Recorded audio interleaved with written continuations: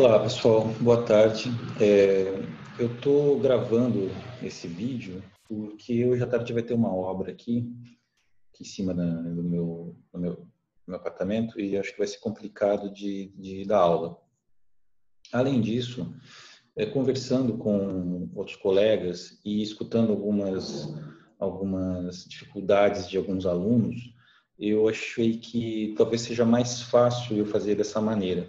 Eu vou montar um pequeno handout, um pequeno guia da aula e vou gravar um pequeno comentário, né, não maior do que 30 minutos, e vou abrigar em algum lugar, provavelmente no YouTube, e mando para vocês o link para vocês assistirem. Então, acho que vai ser mais fácil assim.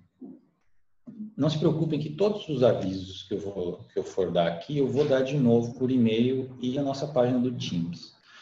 Então, o que é mais importante vocês saberem agora é o seguinte: eu vou então eu vou deixar todo o material disponível para vocês de alguma maneira. Ou vou mandar por e-mail, quer dizer, eu vou mandar por e-mail tudo e eu vou abrigar tudo numa pasta do Google Drive, que eu vou compartilhar com vocês daqui a pouco. Na nossa página do Teams, eu vou deixar algumas coisas, não tudo, porque é por aquele motivo de direitos autorais que eu já expliquei para vocês, certo? Então, não se preocupem, eu vou avisar tudo por e-mail. O que eu vou fazer hoje aqui, portanto, é apenas gravar essa primeira aula, porque daqui a pouco vai ficar impossível de falar aqui dentro e a gente não vai conseguir a aula. Então, eu vou deixar essa aula gravada, que é uma aula bastante introdutória, e depois eu vou gravando de outros vídeos e vocês vão poder assistir quando puderem, né? Não vão ter que se reunir comigo. Nós vamos então fazer algumas sessões de conversa, não precisarão ser síncronas, né? Elas podem ser assíncronas, sei lá, elas podem ser conversas quaisquer, podem ser conversas por e-mail, pode ser conversas por vídeo, para dúvida e assim por diante. Então, não se preocupem, eu vou mandar todas as ações por e-mail, não se preocupem. Pois bem, nessa primeira aula, o que eu quero expor para vocês é o que a gente pode chamar de uma concepção comum, um senso comum a respeito de duas noções de temporalidade anteriores a Parmênides. Então, eu acredito que eu esteja fazendo tudo certo aqui e eu estou compartilhando na tela o guia, o handout que vai servir para essa aula.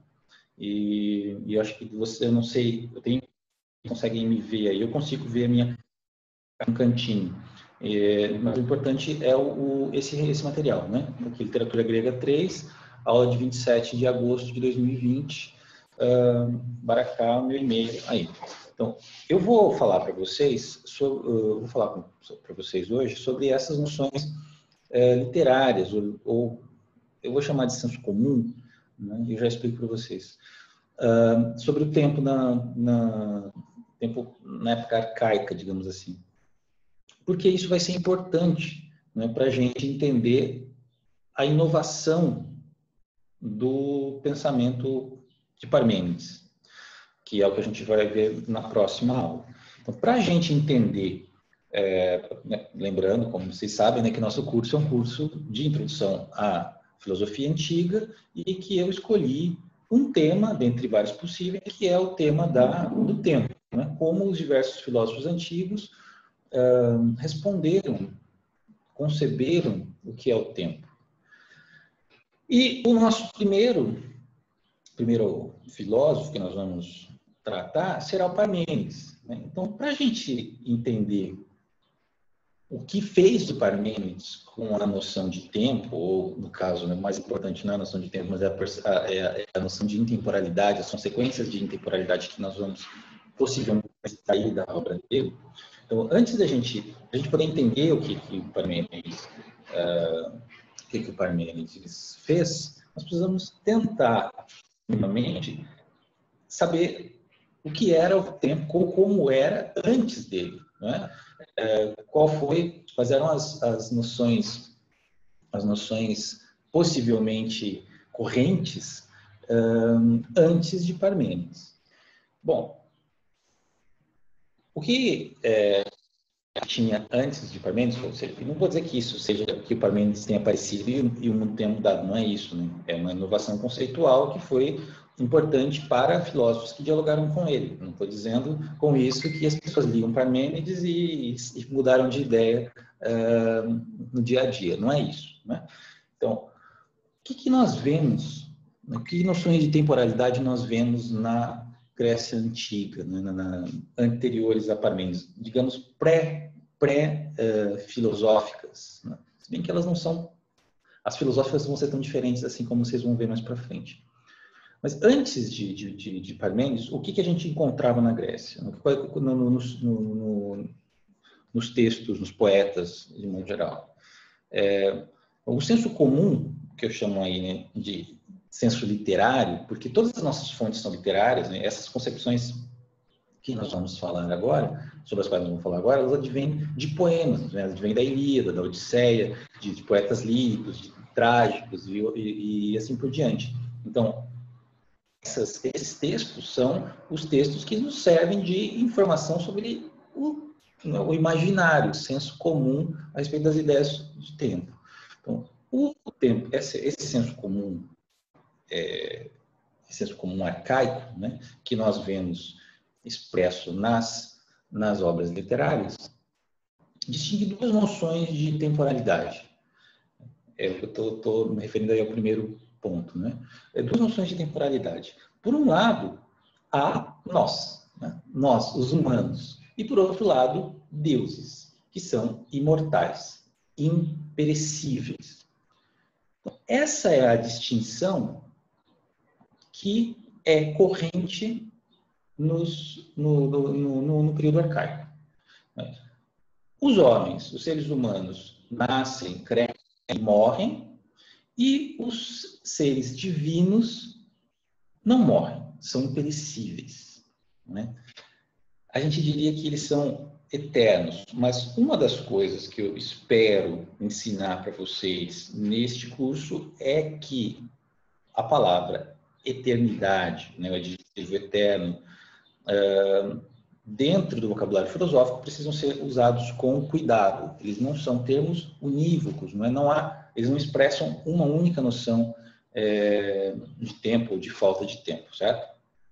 Então, por enquanto, né, tenhamos em mente apenas que os arcaicos, né, as concepções arcaicas, elas opunham a dimensão humana e a dimensão humana, ela está sujeita ao tempo, sujeita ao perecimento, sujeita à destruição, sujeita à morte. A dimensão divina, não. Né? Os seres divinos, os deuses, eles são isentos da ação do tempo. Né? Não exatamente da ação do tempo, mas eles não morrem, eles são imperecíveis. Vamos ler aqui agora alguns exemplos para vocês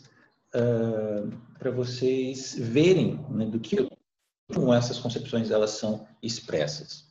Vejam aqui, o primeiro exemplo é o mais recente deles, né, retirado do Sófocles, da tragédia do Sófocles, Édipo em Colono, os versos 607 a 609. Foi escrita em torno de 406. Apenas para os deuses, velhice e morte jamais chegam. Mas todos os demais, isto é, todos os outros seres, né, os seres humanos como nós, todos os demais são enterrados pelo tempo onipotente. Isto é, os deuses não envelhecem, né, os deuses não morrem, né, e a morte e a velhice não chegam para os deuses, chegam para todos os seres humanos, para todos nós, todos os animais também, obviamente. Olhem um outro exemplo aí, retirado do Píndaro. Píndaro é um dos poetas líricos mais importantes que viveu aí entre o século VI e V. Né? Esse é retirado de uma ode, da Ode Nemeia 6, versos 1 ao 8. Há uma raça de homens e uma raça de deuses, que são diferentes. Embora ambos respiremos a partir de uma mesma mãe, não precisamos entrar nessa afirmação crítica aqui, né? A ideia de que há uma origem comum a todos os seres, sejam eles divinos, sejam eles humanos. Essa é outra complicação que não nos compete agora. Nos separa completamente uma divisão de poder. Uma raça é nada, isto é, nós, né, humanos, não somos nada. A outra permanece em sede sempre indestrutível, no céu bronze. Sede sempre indestrutível. Os deuses permanecem em sede indestrutível, ou seja, permanecem imperecíveis, indestrutíveis, imortais. Mesmo assim, nós nos assemelhamos um pouco aos imortais, embora não saibamos, num dia ou depois de uma noite, para que linha final o destino nos faz correr. Aqui um outro tema do destino e da nossa incerteza diante da nossa vida. Os seres divinos, eles não estão sujeitos à ação do tempo, eles não estão sujeitos à destruição, não vão perecer, e eles não estão sujeitos à incerteza do destino. Uma outra concepção não é nosso problema também. Por fim, a mais antiga de todas aqui, que é retirada de Homero, do século VIII, provavelmente, talvez VII, mas provavelmente do VIII, retirada da Ilíada, do canto sexto da Ilíada. Versos 128 a 149. Eu retirei algumas coisinhas aí, tá? Veja que vocês, obviamente, não tem 20 versos aí, né? Então, esses 3 pontos que eu inseri aí são alguns versos que eu suprimi. É uma fala do Diomedes, né? Diomedes diz, mas, se ele está conversando com um interlocutor, e diz, mas, se tu és um dos imortais, Athanato, não desejo pelejar com os deuses. Eu não quero brigar com os deuses porque eu sei que eu vou perder. Esse aqui está dizendo. Mas se tu és um mortal, brotós é a palavra para mortal, aqui, e a terra te nutre dos teus frutos, vem para que te aproxime dos limites da destruição. Se você for o que ele está dizendo,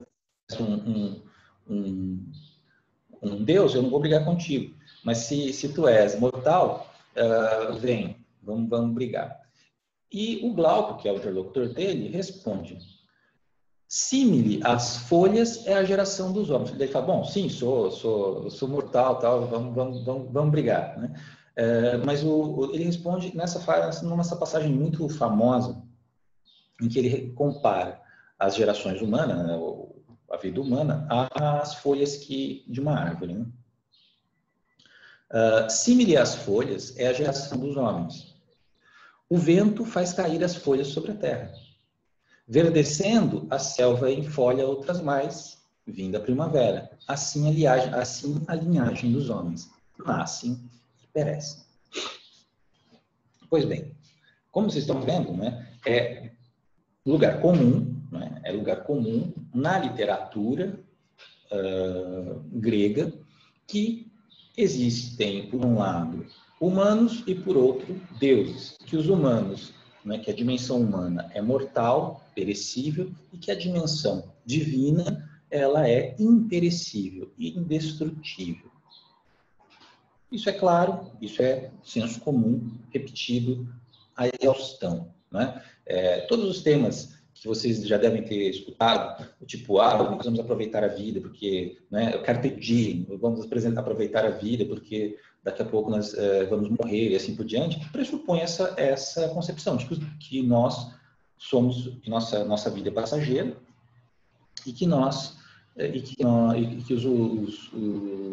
os deuses vão ficar, né? Veja, mas que isso não é exatamente, não há, em nenhum dos dois casos que eu citei, uma definição do tempo, uma concepção muito clara do que seja o tempo e do que não seja o tempo, né, ou do que seja a eternidade. Existem discussões que eu não vou fazer assim, depois a gente pode, eu vou indicar leituras para vocês, vocês podem ler e a gente pode discuti-las de uma maneira sobre qual seria a concepção de tempo dos gregos, né? Tudo bem que dizer que os deuses, que nós, que os humanos morrem, estão sujeitos à ação do tempo, é uma coisa. Agora, como é que eles concebiam o tempo? Muita gente acha que eles não concebiam o tempo como nós, né? De uma maneira, como uma realidade homogênea, uniforme. Tem gente que propunha o tal que os gregos, os antigos, os gregos concebiam o tempo de uma forma cíclica. Essa discussão é um pouco esquisita, um pouco estranha, e eu indico alguns livros para vocês aqui que tratam disso, e a gente pode discutir e falar sobre isso separadamente, né? Mas o importante aqui para a gente, para o nosso curso, né, para entender o diálogo que é traçado na antiguidade, né, os filósofos que falam sobre o tempo, é importante guardar isso, certo? Por um lado, mortais, por outro, imortais. Notem uma coisa curiosa, que vai ser muito importante para a gente entender o Parmênides. Que noção de imperecibilidade ou imortalidade é essa expressa por esse senso comum literário, né? Por esse lugar comum literário? Vejam que a destruição, né? o passar do tempo, a ação do tempo sobre os homens, ela não traz para a gente nenhum problema especificamente. Né? É fácil entender que a gente nasça, cresça e morra. Né? E que depois outras pessoas vão crescer, vão nascer e vão morrer e assim por diante. Não tem grandes problemas nisso, isso é autoexplicativo, digamos assim. Mas vejam que a imortalidade dos deuses, ela nos coloca alguns problemas. Como eu disse um pouquinho antes, né? Será que é eterno? Não, não é eterno. Se a gente for aplicar o rigor filosófico posterior, depois a gente vai falar sobre isso. Mas qual é o problema dessa imortalidade dos deuses? Ora, o problema é que os deuses são imortais, mas eles têm uma história que não é temporal. O que eu quero dizer com isso? Se vocês pegarem qualquer mito, vocês vão ver que os deuses têm uma origem, uma geração. Zeus nasceu, matou seu pai. Atena nasceu, foi colocado na cabeça de Zeus. Ou seja, há momentos, né, nessas narrativas míticas, né, mitológicas, há momentos em que deuses nascem. Eles nascem, a história de quando eles eram crianças e assim por diante. Nesse momento, ou seja, isso é um passado mitológico dos deuses que não existe. Né? Esse momento em que os deuses estão, ele é um momento cristalizado. Os deuses não estão em mutação. Né? Eles têm uma história, eles nasceram, cresceram e tal, mas eles não têm eles não estão mudando, eles são imortais e eles são imutáveis. Bom, a gente pode falar um pouco mais sobre os deuses, caso vocês queiram, mas o que eu quero dizer com isso é que nós temos o que parece ser uma contradição ou algo que é incompatível, né? Que é uma ideia de imperecibilidade, imortalidade, com algo que nasceu, né? Porque os deuses nasceram de algum lugar. Um deus nasce do outro. Então, há deuses que foram crianças e assim por diante. Então, essas noções elas são incompatíveis. Isso não é um problema para a poesia, não é um problema para a mitologia, mas isso vai ser um problema para a filosofia. Isso vai ser um problema explorado pelo Parmênides, como vocês vão ver. Embora não seja muito claro, mas é mais ou menos isso que ele parece exprimir. Tudo bem? Então, qual que é o problema posto por essa noção de imortalidade? É que os deuses parecem nascer, parecem crescer mas não parecem morrer, né? Eles não morrem. Então, todos os poetas, todos os gregos provavelmente pensavam nos deuses com uma história muito parecida com a nossa, de nascimento e desenvolvimento, mas num momento em que eles já tinham atingido o seu momento final, o seu estágio ideal, digamos assim. E eles estão sujeitos a mudanças, mas não à morte, né? Esse que é o problema. Então, parece haver uma incompatibilidade entre essa existência imperecível, imortal, e um momento em que eles não envelhecem mais. Eles nasceram, cresceram e chegam num determinado momento eles são o que são. Eles não vão ficar mais velhos do que isso, porque se eles ficassem mais velhos eles teriam que morrer, né? Então, os deuses não envelhecem, como o Sófocles tinha dito. Mas eles envelheceram até serem adultos, né? Depois de nascerem e assim por diante. Então, o que a gente... isso aqui vai ser importante para o Parmênides depois, na próxima aula, quando a gente for ver. Porque o Parmênides, ele não vai falar sobre o tempo, mas ele vai falar sobre aquilo que existe, né, fora do tempo. Ou seja, as consequências de existir fora do tempo. Ele vai extrair consequências rigorosas de afirmar que uma coisa existe e não está em processo de perecimento. Eu vou explicar isso melhor depois. Bom, sobre este assunto, eu deixei três artigos, né? Nenhum deles é obrigatório, obviamente. Eu vou falar depois para vocês, vou marcar para vocês exatamente exatamente as leituras que são obrigatórias. Nós temos duas leituras, nós temos duas obras que são essenciais, que nós vamos acompanhar e ler bastante, que é uma parte do Timeu do Platão e uma parte da Física do Aristóteles e um tratado do Plotino. E essas são as nossas leituras essenciais, né, que é obrigatórias. Isso daqui são introduções. Não são leituras obrigatórias, mas caso vocês queiram se aprofundar sobre isso, são artigos que eu indico que são muito interessantes. Todos disponíveis, não se preocupem. Então, o que eu deixei ali? O primeiro que eu deixei é um livro muito interessante, desse Garcia Júnior, chamado... Infelizmente estão todos em inglês, né? Não tem nenhum em português. Chamado Durabilidade Homérica, Dizer o Tempo na Ilíada. Esse livro é um livro muito interessante mesmo. Eu recomendo muito. Ele trata de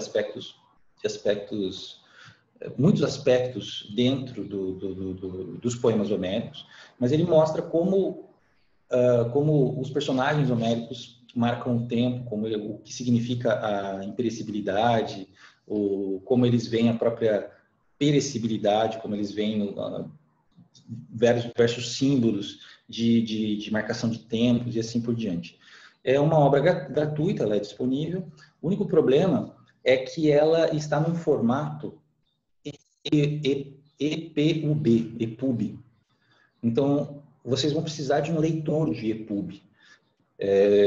Aí depende, no tablet ou no computador, vocês vão ter que se virar com isso, né?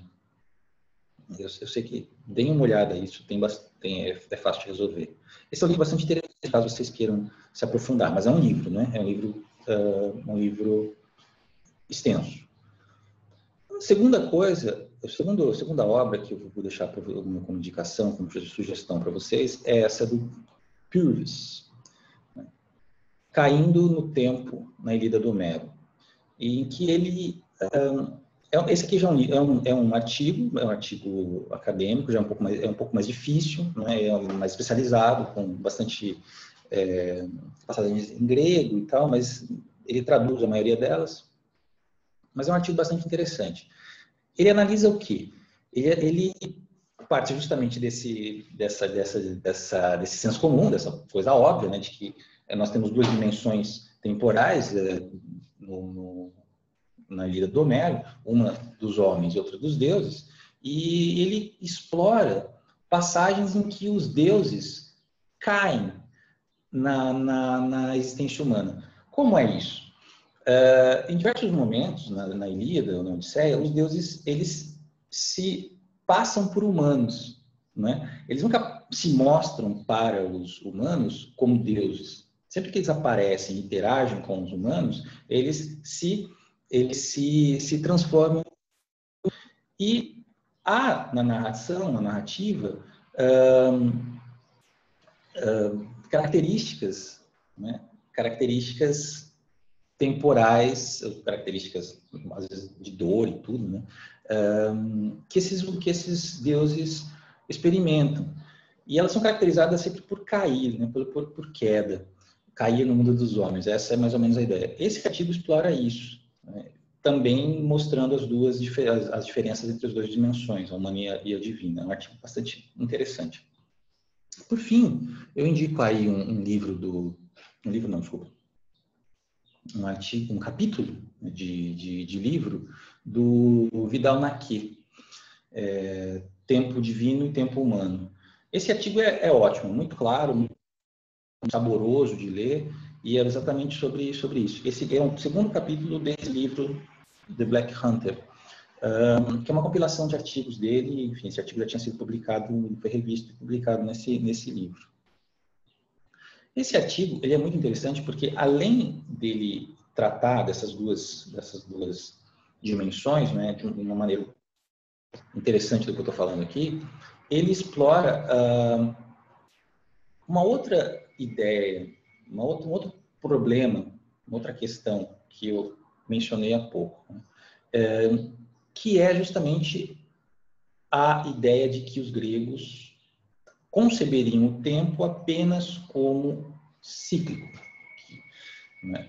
Alguém inventou em algum momento que, sei lá, no século XIX, alguma coisa assim, inventou em algum momento que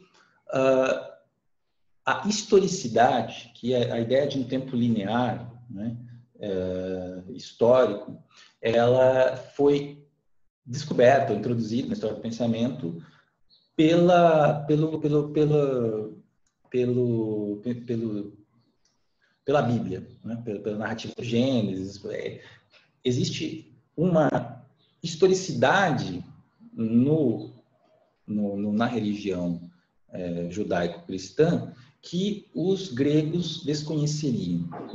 Isso é reproduzido por muita gente muito importante, né?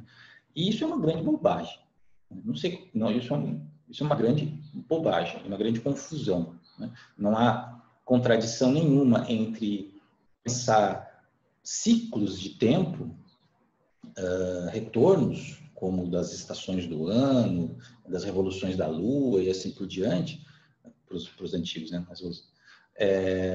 E entender a historicidade do homem, né? A historicidade humana e a historicidade do tempo. Basta a gente pensar que os heróis homéricos, eles têm plena noção dos anos que eles estão na guerra, de quanto tempo passa, de quanto tempo passou e assim por diante, né? Eles não têm essa ideia de que eles só conseguiam conceber o tempo como algo cíclico. É ridículo, mas tudo bem. O Vidal-Naquet fala, mas cuidado, ele fala que existem as duas formas no pensamento grego, né? Lá ele dá uma série de indicações bibliográficas bastante interessantes, com as quais ele dialoga. Então, é um artigo muito bom. Todos os três estão na nossa página, na nossa equipe do Teams. Eu vou mandar para vocês um link para as pastas que eu estou montando no Google Drive. Vocês vão ver que lá vai ficar bem mais organizado. Eu vou colocar por aula e vou colocar um númerozinho que vocês vão entender ao que se refere cada um dos livros. Tá bem? Então, por hoje é isso, né? Guardem, então, para o Parmênides, essa noção, essa diferença que vai entre a dimensão humana e a dimensão mortal, né? Entre o que é perecível e o que é imperecível. Embora essa imperecibilidade, essa imortalidade dos deuses, nos coloque uma série de problemas que não fazem parte das preocupações dos poetas, mas que vão fazer parte das preocupações dos filósofos posteriormente. No próximo vídeo eu vou falar um pouquinho sobre pré-socráticos e um pouquinho sobre Parmênides, tá bem? Espero que tenha dado tudo certo aqui. Eu vou parar de gravar